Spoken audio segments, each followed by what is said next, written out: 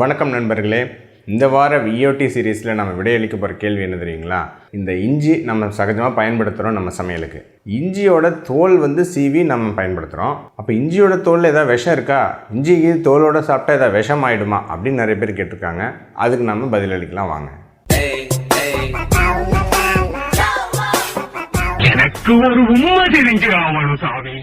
முதல்ல இஞ்சியில் என்னென்ன நன்மைகள் இருக்குது அப்படின்னு பார்த்துருவோம். இஞ்சியில் நம்ம ஏற்கனவே இன்னொரு பதிவில் போட்டிருக்கோம். ஸோ இஞ்சியில் மெயினாக பார்த்திங்கன்னா நல்ல anti accident, anti inflammatory properties இருக்குது. அப்படின்னா என்னங்க, அதில் முக்கியமான அந்த நன்மைகளுக்கு காரணமான காம்பவுண்ட்ஸ் என்னென்ன அப்படின்னு பார்த்திங்கன்னா ஜிஞ்சரால் அப்படின்னு இருக்குது, அப்புறம் ஜிஞ்சரின் அப்படின்னு இருக்குது, ஷேகால் அப்படின்னு இருக்குது. இந்த கெமிக்கல் மூலமாக என்னென்ன பயன்கள் நமக்கு கிடைக்குதுன்னு பார்த்திங்கன்னா, முதல்ல ஆன்டி இன்ஃப்ளமேட்டரின்னு என்ன, உள்காயங்களை ஆற்றக்கூடிய தன்மை.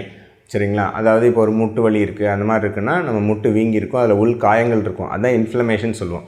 அந்த இன்ஃப்ளமேஷனை தணிக்கக்கூடிய தன்மை இருக்குது. அப்புறம் பார்த்திங்கன்னா உங்களுக்கு ஆன்டி ஆக்சிடென்ட் ப்ராப்பர்ட்டிஸ் இருக்குது. சரிங்களா? நம்ம உடம்புல கெமிக்கல் ரியாக்ஷனில் நிறைய வேதியியல் பொருட்கள் ஆக்சிடென்ட் மெக்கானிசம் மூலமாக உருவாகும், ஃப்ரீ ரேடிக்கல்ஸ்னு. அதை குறைக்கக்கூடிய தன்மையை நான் ஏற்கனவே ஒரு இதில் சொல்லியிருக்கேன். ஸோ மற்ற ஏதோ சும்மா இந்த க்ரீன் டீ, பிளாக் டீ அதெல்லாம் விட இந்த மாதிரி இந்த இஞ்சி, புதினா இதில் தான் ஆன்டி ஆக்சிடென்ட் தன்மை நிறைய இருக்குது அப்படின்னு சொல்லியிருக்கோம். இது இல்லாமல் நிறைய இருதயத்துக்கு ஆதரவான ஒரு நல்ல விஷயங்களும் இருக்குது. சரிங்களா? அதாவது பார்த்திங்கன்னா ஆன்டி பிளேட்லெட் ஆக்டிவிட்டி, அதாவது நம்ம ரத்தம் உறைவிடாமல் தடுக்கிறதுக்கான தன்மை இதெல்லாமும் இருக்குது. இது இல்லாமல் உடல் எடை குறைக்கிறது, அப்புறம் சர்க்கரை அளவுகளை மெயின்டைன் பண்ணுறது, இதுலேயும் இஞ்சி ஒரு பக்கபலமாக இருக்குது. அப்புறம் நிறையா கர்ப்பிணி பெண்கள் அவங்களுக்குலாம் பார்த்திங்கன்னா இந்த வாந்தி வரக்கூடிய தன்மை, இந்த குமட்டல், இதை குறைக்கக்கூடிய தன்மை இருக்குது. இதெல்லாம் ஓகேங்க. ஸோ இப்போ இஞ்சியோட தோல் என்ன இருக்குது? இஞ்சியோட தோல் விஷமா? இஞ்சியோட தோல் நம்ம சீவிரமே பார்ப்போம். முதல்ல இஞ்சியோட தோல் இயற்கையாக எதுக்கு நீக்கப்படுது அப்படிங்கிறதுக்கான சில அடிப்படை காரணங்கள் நம்ம தெரிஞ்சுக்கணும். அதாவது சமையலில் இஞ்சியோட தோல் பயன்படாத காரணம் என்ன அப்படின்னு பார்த்திங்கன்னா, உங்களுக்கு மேலே நார்மலாக ஒரு பேசிக்காக எல்லாத்துலேயும் நம்ம ஒரு தோலை நீக்கி பயன்படுத்தக்கூடிய தன்மை நமக்கு இருக்குது. ஏன்னா நம்ம என்ன நினைக்கிறோம்னா, தோல் ரொம்ப ஒரு அழுக்கான பகுதி, மண் படிந்திருக்கும், ரொம்ப இதுவாக இருக்கும் ஒன்று. அப்புறம் ரெண்டாவது, தோல் மிகவும் கெட்டியாக இருக்கும். இஞ்சியோட தோல் பார்த்திங்கன்னா உள்ளே இருக்கிற அந்த ஸ்டெம் பார்ட்டை விட இஞ்சியோட தோல் மிகவும் கெட்டியாக இருக்கும். ஸோ ஒரு சமையலுக்கு பயன்படுத்தும் போது அதை நம்மளுடைய ஒரு உணவில் நடுவில் கெட்டியான ஒரு தோல் மாதிரி ஒரு பொருள் வந்துச்சுன்னா நம்மளுடைய சுவை, வாய்க்குள்ளே திடீர்னு நரநரன்னு அது பாதிக்கப்படும். 2. மூணாவது, இஞ்சியில் அப்படியே ஒரு காரசாரமான ஒரு உணர்வு இருக்குது இல்லையா, அது இந்த பஞ்சன்ட் ஆர்டர் அப்படின்னு சொல்லுவோம். இந்த பஞ்சன்ட் ஆர்டருக்கு காரணம் என்ன அப்படின்னு பார்த்திங்கன்னா, இஞ்சியில் இருக்கக்கூடிய ஓலியோ ரெசின் அப்படின்னு சொல்லக்கூடிய ஒரு கெமிக்கல். அதுதான் பார்த்திங்கன்னா அப்படியே அந்த ஒரு காரசாரமான உணர்வை கொடுக்குது. இந்த ஓலியோ ரெசின் இருக்கிறதுலே இஞ்சியோட தோலில் அதிகம். அதனால் நம்ம அதை சமையலுக்கு சம்டைம்ஸ் சேர்க்கும் பொழுது மேபி ரொம்ப நமக்கு தேவைக்கு அதிகமான அந்த ஒரு வாசனை வந்துடலாம். அதனால் நம்ம உணவோட ஒரு மிதமான சுவை கெட்டு போகிறதுக்கு வாய்ப்பு இருக்குது. இந்த மாதிரி காரணங்களால் தான் நீக்கப்படுது. ஸோ இஞ்சியோட தோல் ஏதோ விஷம் இருக்குது, அது நீக்கலைன்னா அவ்வளோதான் அப்படிங்கிற மாதிரிலாம் ஒன்றும் பெரிய காரணம்லாம் இல்லை. ஸோ அழுக்கு, அப்புறம் அந்த கெட்டியான தோல் சுவைக்கு ஒரு இன்டர்ஃபரன்ஸாக இருக்கிறது. ஒரு மூணாவது, ரொம்ப அதிகப்படியான ஸ்மெல் ஏதாவது கெடுத்துருமா, இவ்வளோதான், சிம்பிள். சரிங்களா? பெரிய இதெல்லாம் ஒன்றும் கிடையாது. அப்போ அதில் என்ன அப்போ நன்மைகள் இருக்கா ஏதாவது அப்படின்னா, நிறைய ஆராய்ச்சிகள் பண்ணி பார்த்துருக்காங்க. ஜிஞ்சர் பீல் எக்ஸ்ட்ராக்ட்டு, அப்புறம் பீல்டு ஜிஞ்சர், அன்பீல்டு ஜிஞ்சர், அதாவது முழுசாக எடுத்து அப்புறம் உளிச்சு அப்புறம் வெறும் அந்த தோலை மட்டும் எடுத்து நிறையா ஆராய்ச்சிகள் என்னென்ன நன்மைகள் இருக்குப்பா பார்த்துருவோம் அப்படின்னு பார்த்துருக்காங்க. என்னென்ன தெரிய வந்திருக்குன்னு பார்த்தீங்கன்னா, முதல்ல ஆன்டி ஆக்சிடென்ட் தன்மை. இந்த ஆன்டி ஆக்சிடென்ட் தன்மை பார்த்திங்கன்னா இஞ்சிக்கு பாலிஃபினால்ஸ் காம்பவுண்ட் அப்படின்னு சொல்லுவோம். இந்த பாலிஃபினால் காம்பவுண்ட்ஸ்னால வருது. அதில் முக்கியமாக ஆல்ஃபா ஜின்ஜிபிரின் அப்படின்னு சொல்லிட்டு ஒரு காம்பவுண்டுங்க. இது மெயினாக இந்த ஆன்டி ஆக்சிடென்ட் தன்மைக்கு உதவி பண்ணுது.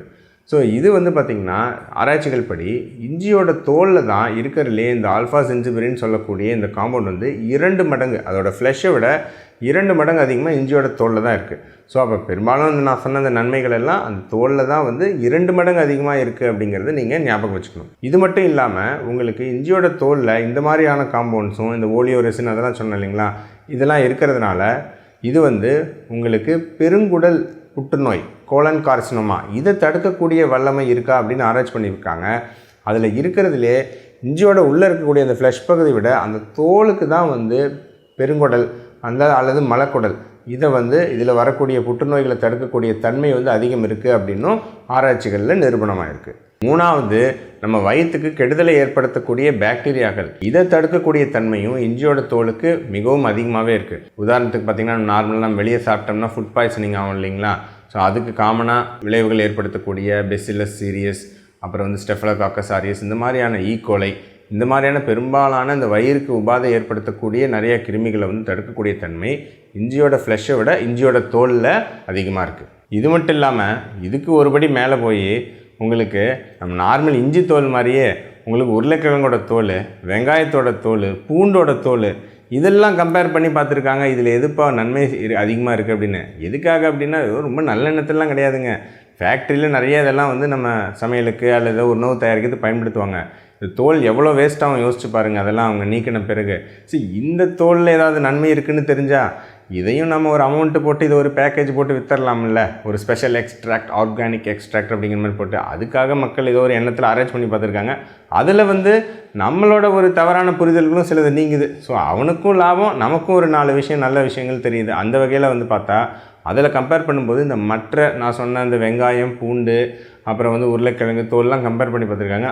அது இருக்கிறதுலே இஞ்சியோட தோலில் தான், ஜிஞ்சர் பீலில் தான் வந்து இருக்கிறதுலே நான் சொன்ன அந்த நல்ல காம்பவுண்ட்ஸ் அந்த இதெல்லாம் வந்து அதிகமாக இருக்குன்னு ஒரு எஃபெக்ட் கொடுத்துருக்காங்க. ஃப்ராப் அப்படின்னு சொல்லுவாங்க, ferric reducing anti accident power. அதுவும் அதே தான். இந்த ஆன்டி ஆக்சிடென்ட் பவர் எதில் அதிகம்னு கம்பேர் பண்ணி பார்த்தா இந்த மற்ற 4 ஈவன் பூண்டோட தோல், வெங்காயத்தோட தோல் இது எல்லாத்தையும் விட இஞ்சியோட தோல் அதிகமாக இருக்குன்னு சொல்லியிருக்காங்க.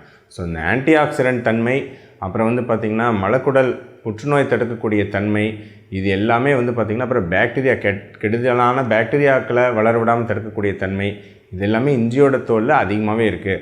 ஸோ உங்களுக்கு டேஸ்ட்டு உங்களுக்கு ஓகேனா தாராளமாக இஞ்சியோட தோலை நீங்கள் பயன்படுத்தலாம். டேஸ்ட்டு உங்களுக்கு பிடிக்கல, நரன்னு இருக்குது, வாய்க்கு ஒரு மாதிரி இருக்குன்னா வேண்டாம். மற்றபடி அது ஒரு விஷம், அது உள்ளே வந்துட்டால் அவ்வளோதான், எல்லாம் ஒரு கொடிய மிருகம் ஓடுங்க அப்படிங்கிற அளவுக்கு இஞ்சியோட தோலில் ஒன்றும் கிடையாது. நிறைய நன்மைகள் தான் இருக்குங்கிறத நீங்கள் இந்த காணொலி மூலமாக தெரிஞ்சிருப்பீங்கன்னு நம்புகிறேன். தொடர்ந்து இணைந்திருங்கள், நிறைய பேசலாம். நன்றி.